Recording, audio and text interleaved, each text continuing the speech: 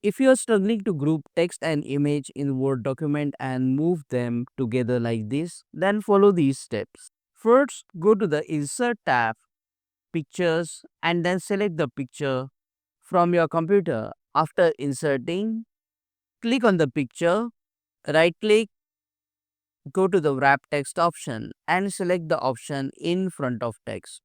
So now you will be able to move the image.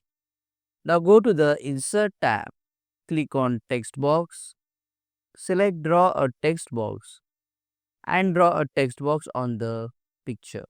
Now you can type inside the text box and align the text properly. Press and hold the Shift key on your keyboard.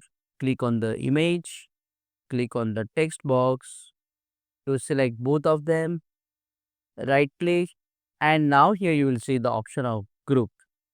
After clicking on the group, the text and image will group together, and now you can just move them together like this anywhere inside the Word document.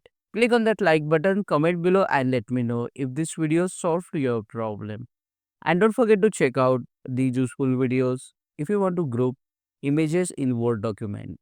See you again in the next one.